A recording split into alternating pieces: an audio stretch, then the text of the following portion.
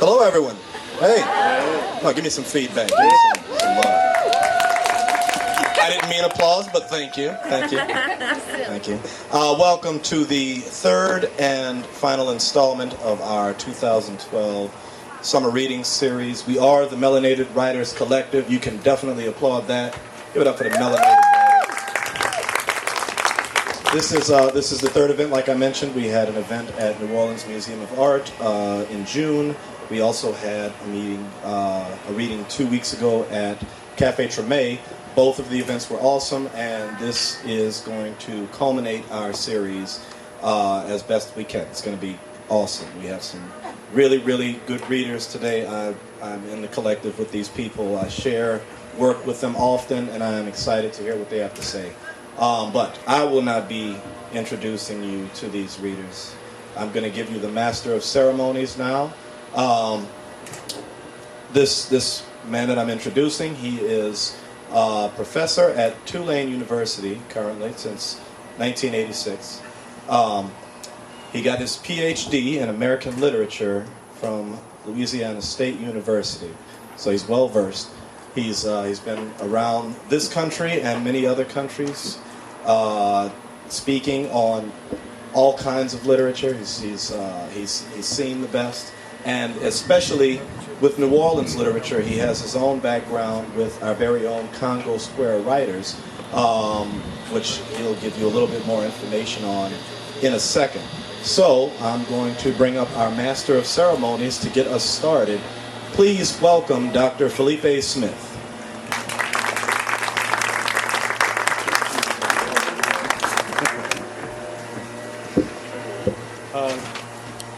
Can you hear me? Thanks for all of you coming out. A great evening and a very great activity. Gian mentioned in his introduction to me that I have an affiliation with writing workshops in New Orleans in the past, and particularly coming out of the experience in the 1960s and 70s, the civil rights movement and the period immediately beyond that.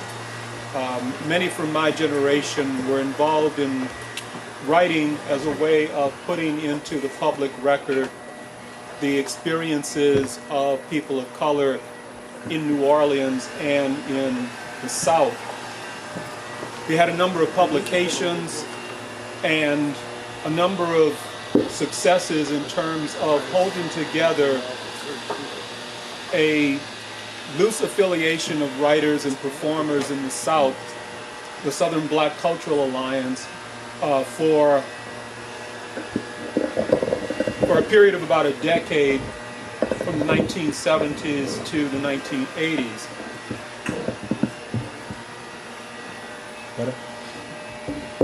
And as a result, our experiences represent a kind of forerunner to the type of creative activity brought to you this evening by the Melanated Writers Collective.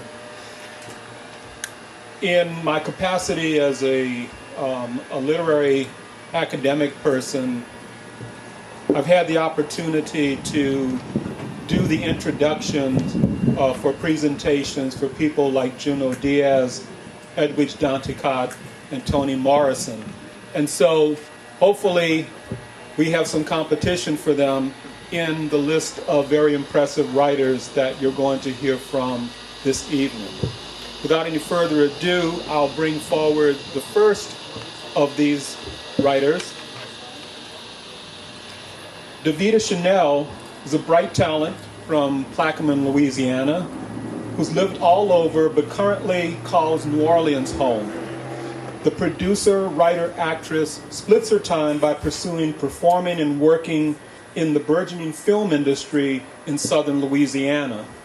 Davida Chanel is represented by Del Corral Talent Agency and wrote, produced, directed Hip Hop is Alive, a stage play for the 2011 New Orleans Fringe Fest. Help me welcome Davida Chanel.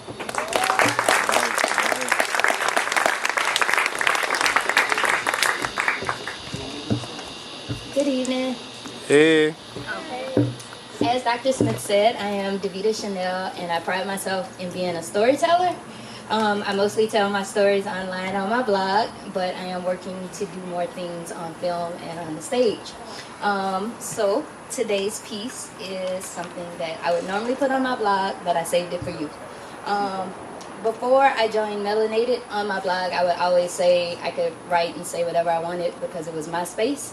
But luckily, JuJu and all of her friends got together and created a space that I could share my work with openly. So I hope you enjoy.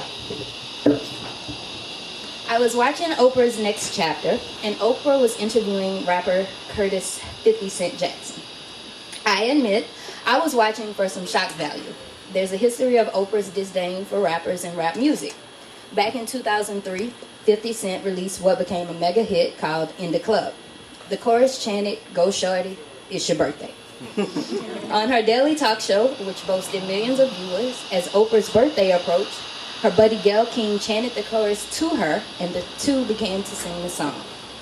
Instead of being happy that now all of Oprah's viewers would be exposed to his music, 50 Cent seemed to become a little pissed that his hard song was now being sang by the Queen Bee of daytime television. He said all sorts of mean things about Oprah in the media, even insinuating that she was out of touch with young black people as she and her show catered to white housewives across the country. So knowing that backstory, I was ready for some Sunday night drama. Instead, Oprah went to 50's grandmother's house and found Curtis, an intelligent, well-spoken, well-mannered guy who was open to answering all of her questions. My thirst for drama was not quenched that day, and in true Oprah fashion, she asked something that brought about an aha moment for me. The two ended their beef quickly, but delved into Oprah's non-appreciation of hip-hop. She shared that she didn't have a problem with him personally, or other rappers, but more so her problem was with their lyrics and choice of words, as those degraded and ultimately oppressed so many women. 50 shared that when he made songs that referred to bitches and hoes, the women would go crazy dancing, and that's why he made his music, to see the women dance. He said he'll stop saying those words when women stop dancing to those lyrics. He asked Oprah if it's such a problem, why are they dancing? She said, I don't know. So I asked myself, why am I dancing? Now, I could have gone on a tangent about how women are only dancing that way to attract men. But I had to look candidly at myself in that moment and take responsibility for my actions. What are my favorite club songs? New Orleans Bounce, of course. As my friends say, if there's no bounce, there's no party. In my normal life, I'm a non-dancer, self-conscious about how I move and how I'll be viewed when I do move. But what makes me lose my entire mind are songs about popping my P word for real goons. Was I a card-carrying member of the feminist revolution that I'm sure is going to start any day now? A part of the problem? Possibly. This interview forced me to do some soul searching and analyze my choices, not just in music, but in the words I use, and I had to ask myself, were my words causing others to use these bad words as well? The playwright Samuel Beckett said, in reference to writers, words are all we have. I asked those closest to me, what words did I use the most? I was shocked and appalled to find out that one of my most used words is the word bitch. I would have thought they were just exaggerating or pulling my leg, but I got this response from a variety of female friends, even co-workers. So I had to monitor myself. If I had some juicy gossip, bitch, let me tell you. If I was upset with someone, let me tell you what that bitch did. Even to pump myself up, when I get dressed for the club, I look in the mirror and say, I'm that bitch. Bitch was my word to express emotion. Oh, that bitch better work. Disgust. Bitch, please. Excitement. Bitch. And the list goes on and on. Now here I am, a girl that prides herself on being a leader, one of higher character and integrity than most. I'm spreading the word that I know has been meant to degrade women. I was being just like 50 Cent and other rappers who say nigga is now a term of endearment when people like George Zimmerman aren't endeared to the niggas they killing in the streets. My words weren't lining up with who I am or I claim to be. Mother Teresa said, words that don't give the light of Christ increase the darkness.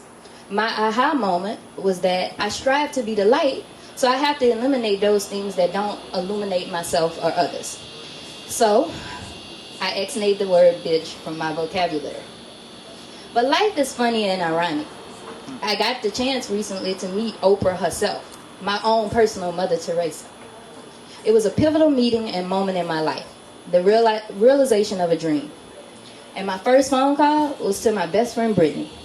Girl, bitch, you will not believe what happened to me at work today. We all try, and I'm a work in progress. Thank you.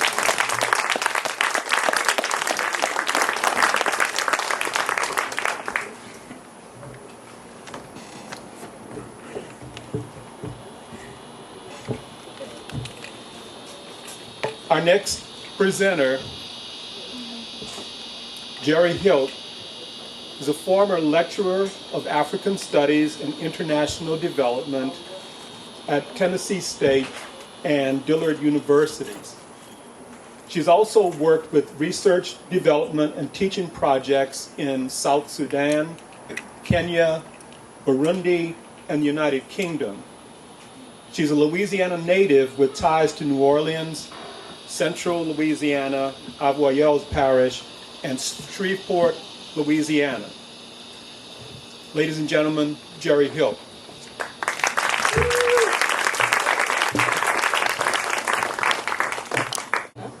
It was called A Place to Light Our Fires. It was almost 3 in the morning. Fadi had said he was going to meet up with his cousin Rami, but that was hours ago. These were the gray areas in our relationship. Mostly, I knew where he was all the time, just 'cause, and vice versa. But when I didn't, and I didn't ask. Fadi didn't ask either if I was out, but he disapproved. Or if he didn't disapprove, he felt reminded. Reminded that I wasn't his, that I was his friend's girl, his best friend, and that this whole situation was supposed to be temporary. He slept in his room on those nights, and I knew eventually I'd need a place of my own. Esplanade was quiet. I could only see a couple feet down the street. There was a thick fog covering everything. The Treme was one part of the city that didn't flood.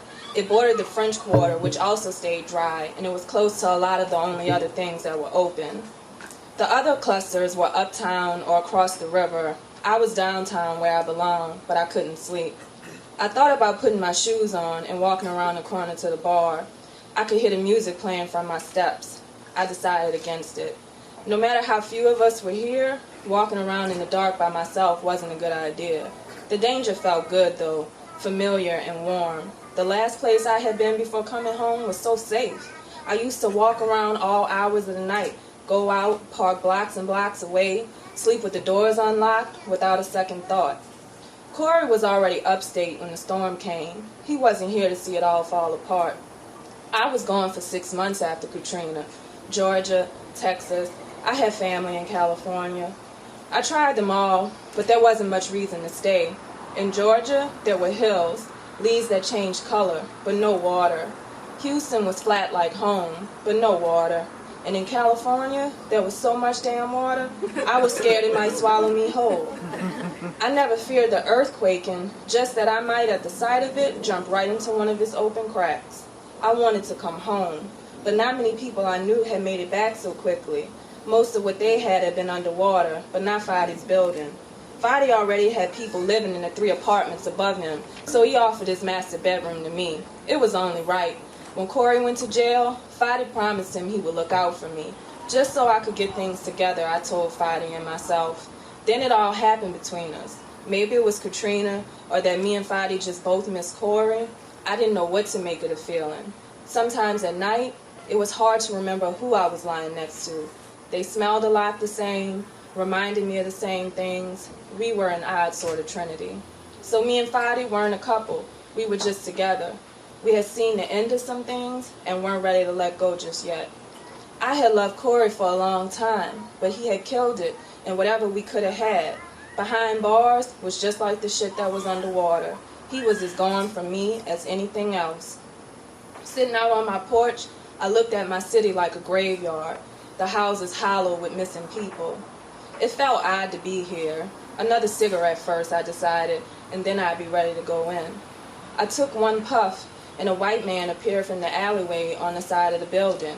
"Hey, don't be scared. It's me, Shorty," he said, like we knew one another. "You don't recognize me? We see each other every day around here." I stared at him for a second. His bald head, weathered face, baggy jeans, and hoodie started to make sense. "That's right. I see you on Decatur, huh?" I asked him. "Yeah, where's your mind tonight?" Shorty chuckled. Shorty hung on the various corners panhandling. Every day I walked through the quarters, out the back down Royal, across Esplanade, across Claiborne, to where Fadi's building sat just off the corner. Wherever I happened to see Shorty, he always asked me for money. "You got a Joe you could spare?" he asked me tonight instead. I had two left. "I'm out," I answered, feeling a little bit ashamed. I had never been so selfish that I wouldn't share a cigarette. I wondered what about me had changed. Shorty sighed. "Come on, sis." He gestured with his hands. "You do coke? I got some rock I could share." Shorty opened his hand to show me the yellow pebbles he pulled out his pocket. I was taken aback by two things. One, that a nicotine craving or temptation could be strong enough that you part with your crack for it.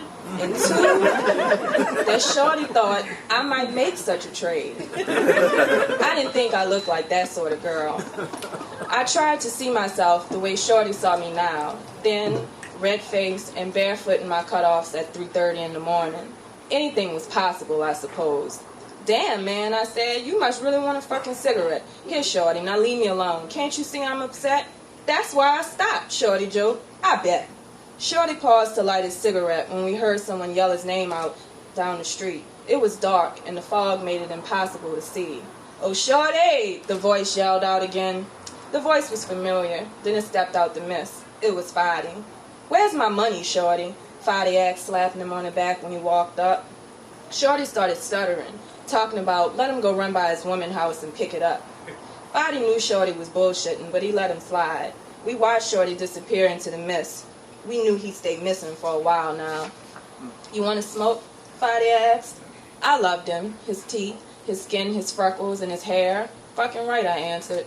I did. Where he had been and why Shorty would owe him money would have to wait. Fadi laughed at me, and he rolled up with his back to the street. We sat in the dark smoking. I don't know why we didn't go inside. It was good weed. We didn't talk that much. Fadi did tricks with the smoke, little O's and the French inhale. We were high as hell when we saw an army tank sling casually up Claiborne Avenue as if it belonged there. It paused at the corner, shined a light in our direction, and then a man popped his head out the top. Fadi licked his finger and put the blunt out without flinching at the heat. "Hey," the head peeking out the tank shouted, "do you all live there?" We kept quiet. "You heard me," the man, who was now a whole half a person, yelled again. Neither of us said a word. I could see that the man had red hair under his helmet. Fadi stood just outside the beam of light. It went brighter on me, it seemed, because we didn't answer. It tripped me out that all the newcomers were starting to seem like they belonged here, and we were starting to look out of place. "I can take you all in for loitering. Is this your residence?" he asked over the speaker. We stayed quiet. "I'm going to ask one more time, is this your residence?" Me and Fadi stared at the redhead together. Another soldier appeared out the hole now, backup, I suppose. Fadi stepped into the light beside me. They could see his face now. Fadi was fair, with green eyes, like a white boy almost. "All the way from Gaza, and now they got tanks in New Orleans," he said in my ear. "Yeah, this is me. You need my ID or something?" The two men stared us down for a second longer, then stuck their heads back in the tank, shut the light off, and kept rolling. "It's only 'cause you're not black they let us off like that. If that had been me and Corey, we would have went to jail," I said, then tensed up, wondering if I had said the wrong thing. I wondered if I reminded Fadi of what used to be. I wondered if our love was physical or circumstantial or both. When I was a little boy, they used to call me the Jew because of these eyes. Pussies, he laughed, lighting the blunt back up. "At home, the rocks are as big as a baby's head. The fuck can you do with these pebbles?" he asked, kicking at the gravel. None of these fuckers knew what we had been through. I sat down, waiting for him to pass the weed to me. He held it for a little while longer than he should have. I sensed a little bit of reluctance in him. Could he trust me, really? Or me him? I think he wondered if this was love too, or just loyalty, as odd as it had manifested.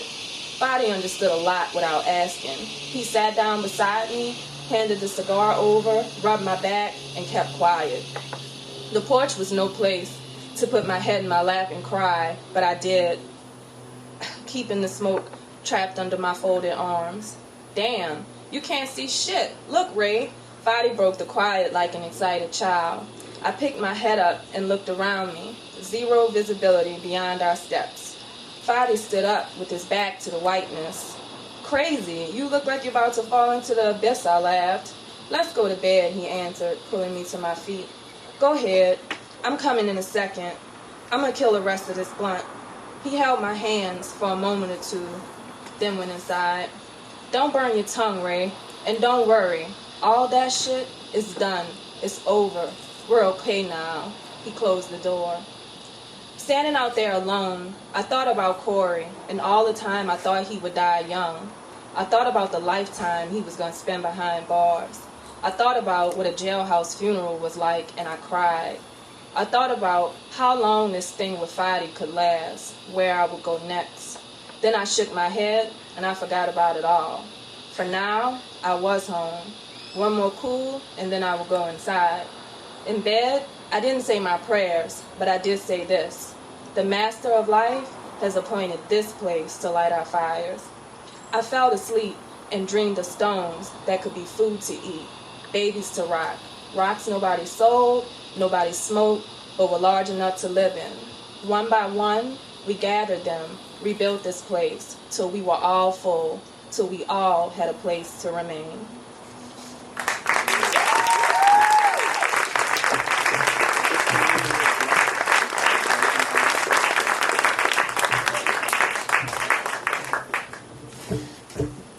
Christina K. Robinson, her blog is called Life in High Times. Check it out.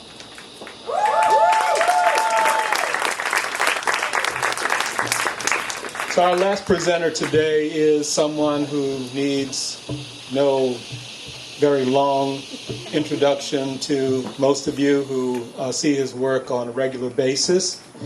Jarvis DeBerry, editorial writer and columnist, has written for the Times-Picayune since 1997.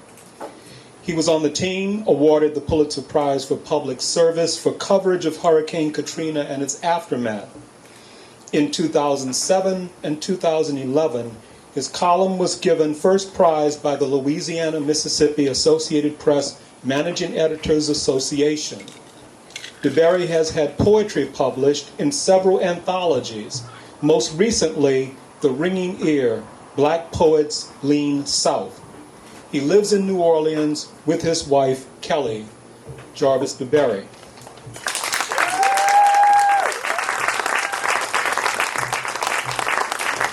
Thank you. I'm glad this rain has held off as long as it has.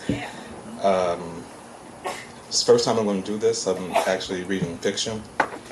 The story picks up right after the protagonist, Virginia Crawford, has been sitting in a courtroom, and the lawyer has mocked the suit that she has bought for her grandson to wear at his murder trial, describing him as being gaily dressed, looking like he's going to go to a rap party.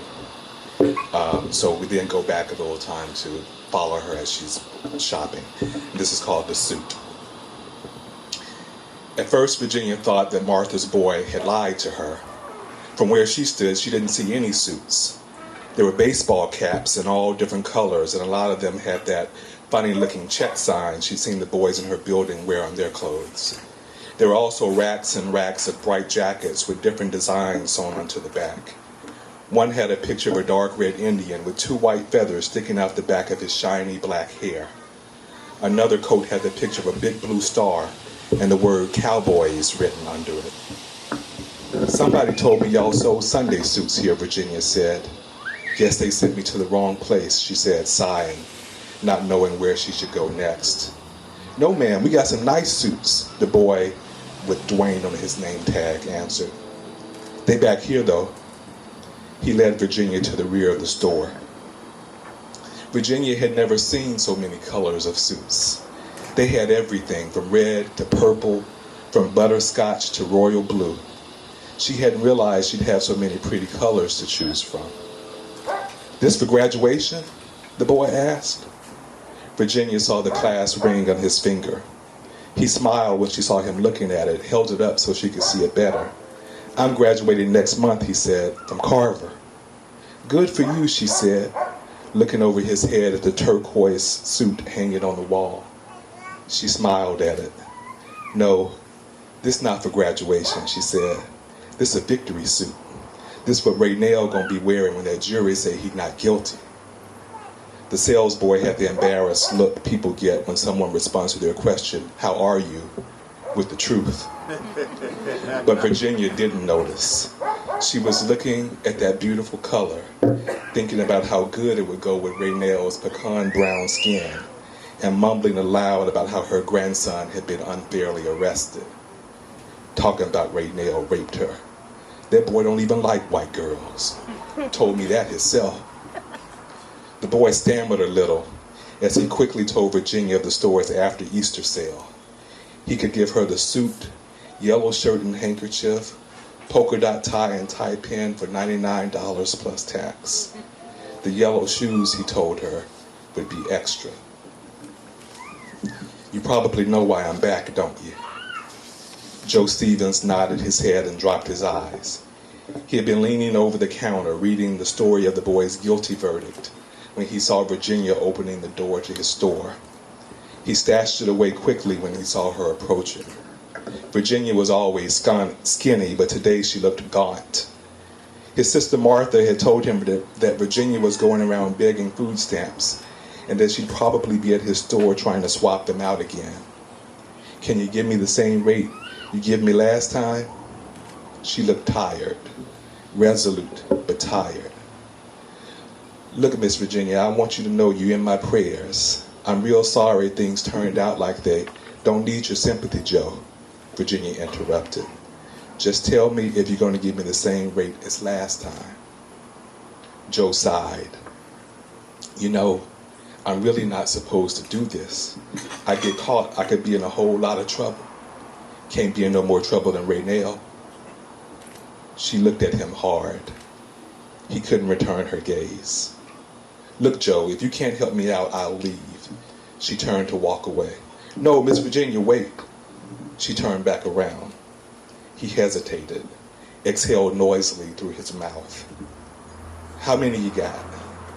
She laid out $350 worth of crumpled food stamps on the counter. "How much is that, Joe? About $155? "I'm going to do you better this time, Miss Virginia. How about, instead of 45, I give you 55 on the dollar.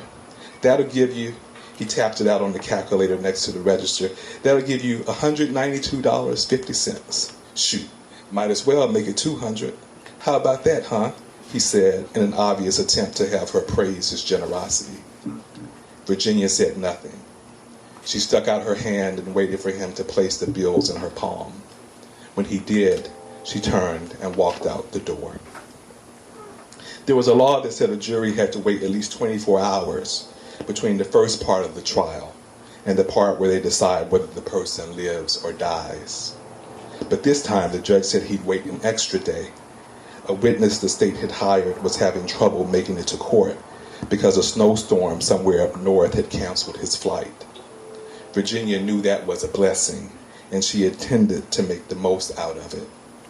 The man at the pawn shop gave her $85 for her TV set and $15 for Raynell's boombox. That plus what Joe gave her made $300 total. She had let the boy down once. Seems like when those jurors marched back into that courtroom and said Raynell was guilty, they were looking at his suit harder than they were looking at him. She had forgot to think about how white folks and black folks don't usually dress alike. She had just gone by what she thought looked pretty, not stopping to consider what they would think. So as she got prepared to go out again, Martha suggested that she try to get something black, blue, or dark gray. According to Martha, those just about the only colors white folks stick their suits in. This store didn't have baseball caps. It didn't have jackets like the boys in her building wore or a black sales boy proud of his upcoming graduation. Just racks and racks of dress clothes. Virginia was wondering what was the point of having so many clothes the same color until she remembered what Martha had said. Dark, she had told her. White folks like dark clothes. Virginia stood just inside the door of the store 5 minutes before a clerk finally asked her, "May I help you?" "My grandson's graduating next month," Virginia said. "I want to give him something to look nice in, a suit." The clerk led her to a rack of what he called their best suits.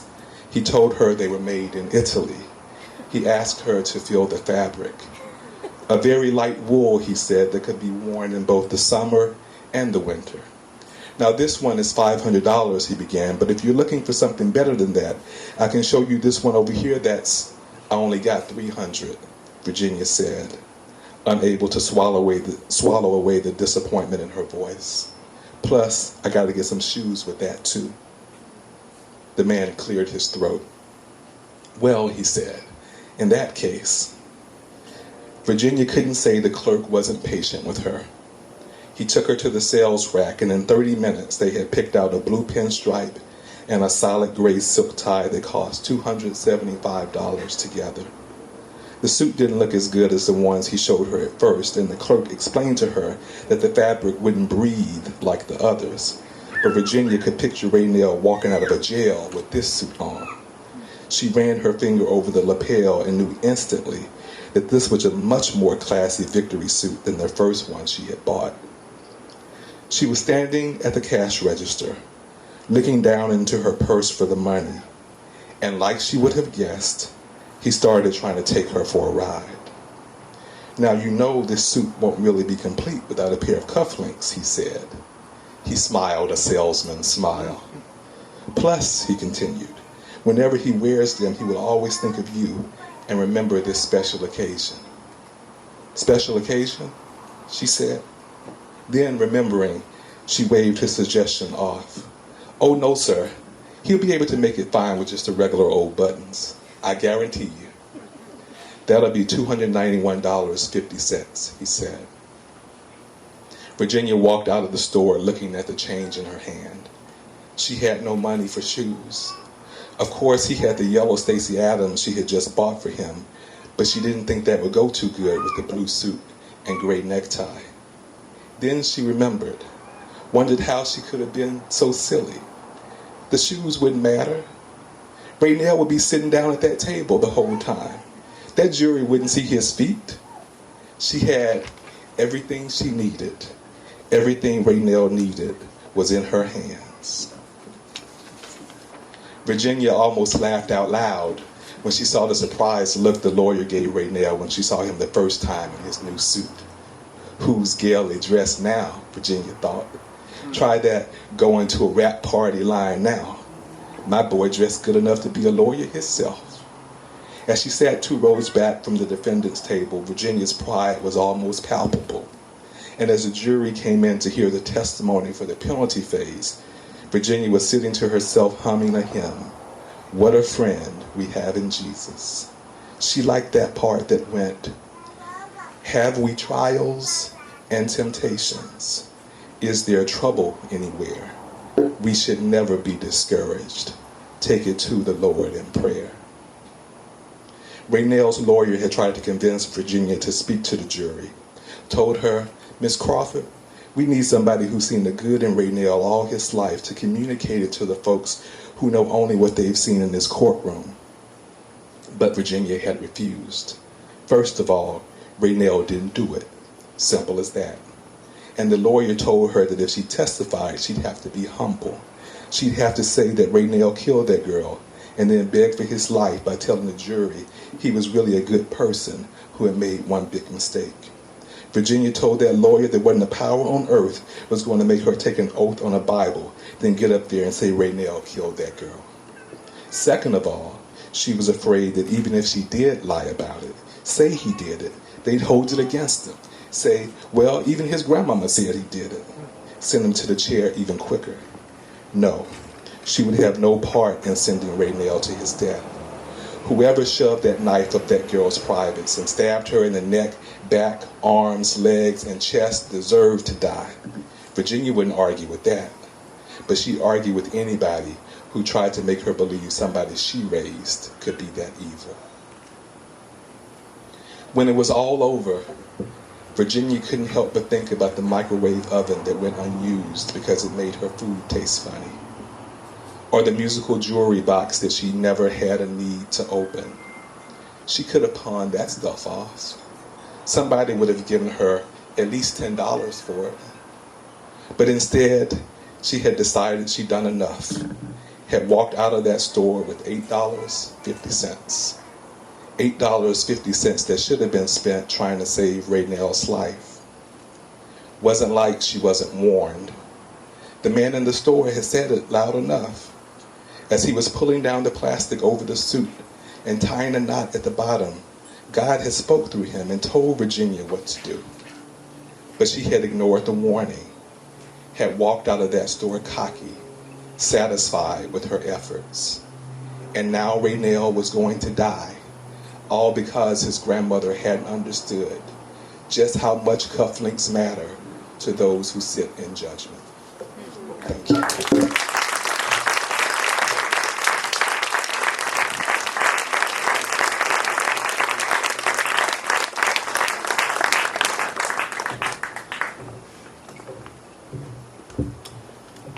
Okay, once again, a very big hand for all of our presenters tonight.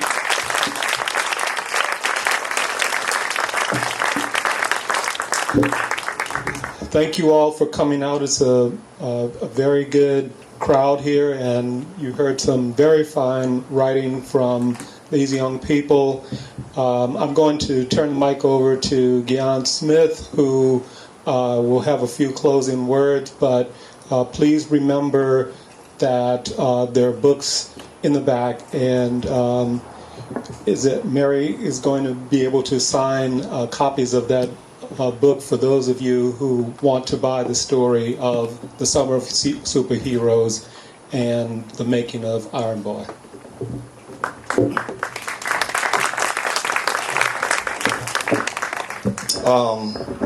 We just want to make a couple of very quick announcements. First, can you join me again, Dr. Smith, please? We here at the Melanated Writers want to show our appreciation for your mastering this particular ceremony. So this is a token of our esteem. Thank you. Thank you.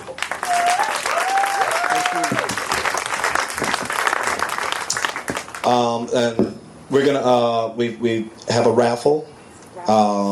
We have raffles, plural. We have 2 poetry books that are going to be raffled and a book package that's going to be raffled. So, Jewel, are you going to join me? Come up here. Give it up for Jewel Bush.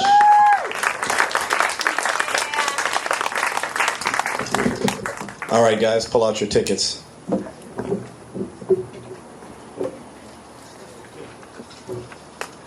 What's our first poetry book, Jewel?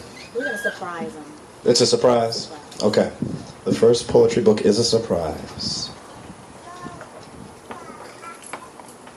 Ticket number 837913. 837913. Who's got it? Hello. Come join us.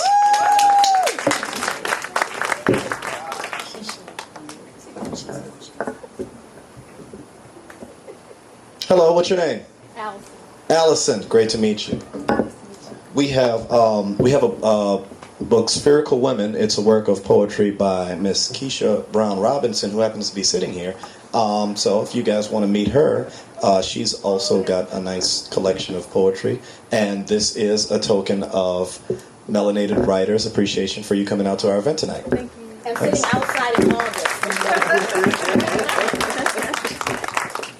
Okay, second.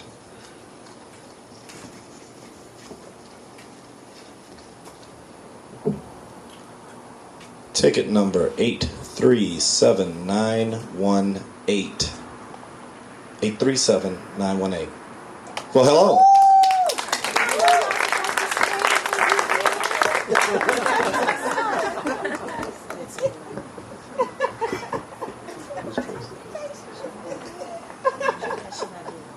Hello, what's your name? I'm Desiree. Desiree, great to meet you. What brought you out to the Melanated Writers summer reading series tonight? Well, did you hear some good writing? Did you hear some good writing? How'd you feel about it? You did? Good, good. Well, we've got some more good writing for you. This is Life on Mars by Tracy K. Smith, a winner of the Pulitzer Prize.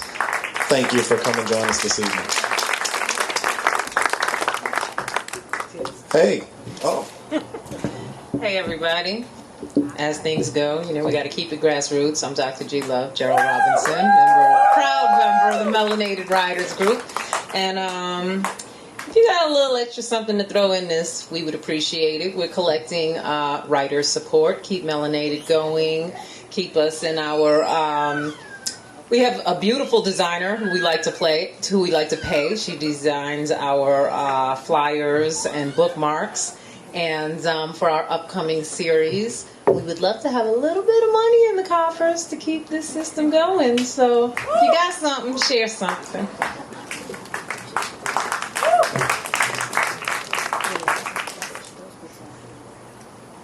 We just have so many books. We're just trying to, you know. Just get this one. Okay. And for our final prize this evening. No, not final. Not final prize. Our something to last prize. Ticket number 837920. 837920.